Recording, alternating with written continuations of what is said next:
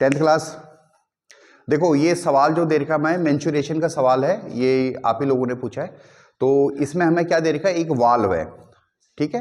Valve की dimension हमें दे रखी है, यानी उसकी लंबाई चौड़ाई ऊंचाई हमें दे रखी है, और 24 मीटर, 0.4 मीटर और 6 मीटर।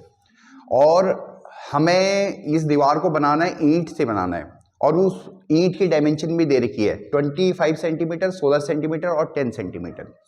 और जो उसमें जैसे हम रेता ये सब लगाते हैं, सीमेंट लगाते हैं, यानी मोटार जो लिखा हुआ है वो लिखा हुआ है कि जो वाल्व है उसका 1/10 वॉल्यूम, यानी जो सीमेंट हम लगाएंगे उसका जो वॉल्यूम रहेगा वो 1/10 रहेगा वाल्व के वॉल्यूम के। समझ में आ रहा है ये वाला पार्ट? ठीक है। अब हमें बताना है नंबर ऑफ ब्रिक, उस दीवार को बनाने में कितनी ईंटों की हमें जरूरत पड़ेगी। ये क्लियर है? ठीक है। तो आप पहले क्वेश्चन समझिए आप लोग, ठीक है। तो हमें सबसे पहले क्या करना पड़ेगा कि हमें जो वाल्व का वॉल्यूम है वो निकालना पड़ेगा, उसमें से हमें मोटार का वॉल्यूम को माइनस करना पड़ेगा, ठीक है।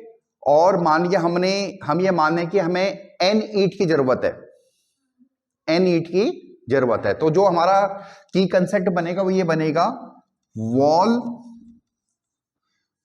या इसको वॉल्यूम लिख देते हैं,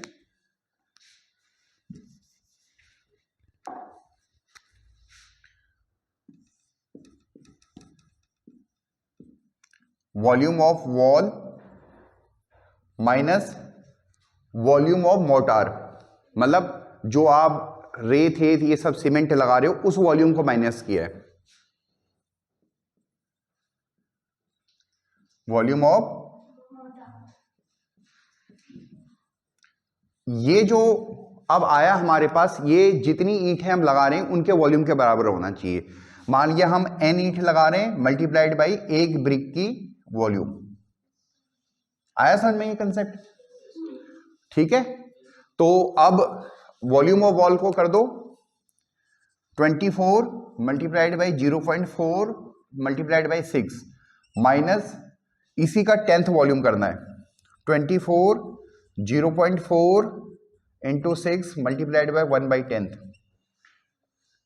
ये वॉल्यूम है रेता जो हमने लगाया है, जो सीमेंट लगाया है उसके वॉल्यूम के बराबर, और ये इक्वल टू होना चाहिए हमारे पास, इक्वल टू होना चाहिए n मल्टीप्लाइड बाई ब्रिक का वॉल्यूम। बस एक चीज का जरूर ध्यान रखना, वॉल का जो वॉल्यूम है हमारे पास मीटर क्यूब में है, metre into metre into metre, metre cube में है। तो जो ब्रिक होगा उस वॉल्यूम को भी हमें मीटर क्यूब में लेना पड़ेगा। तो अभी सेंटीमीटर में है तो इसको भी मीटर में चेंज कर दो, 25/100, 16/100, 10/100। ठीक है। सॉल्व करके बता दो क्या आ रहा है तुम्हारे पास। आएगा नंबर ऑफ ब्रिक्स आएंगे, क्या आ रहा है 12960। आप कैलकुलेशन कर देगा, ये आंसर आ जाएगा आपका। ठीक है। हाँ, एक बार करके देख लो, करो एक बार, वेरीफाई हो रहा है नहीं हो रहा है।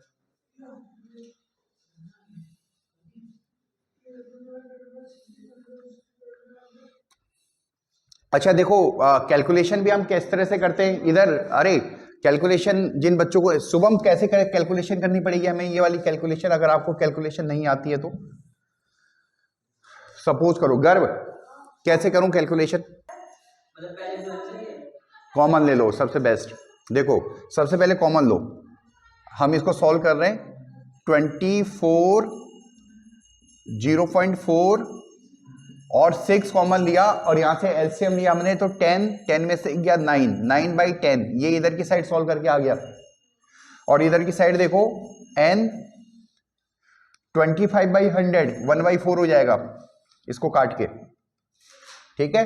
16/100 इसको बाद में देखते हैं, और 10/100 को 1/10 हो जाएगा। बहुत सिंपल तरीके से करने की कोशिश करते हैं। ठीक है।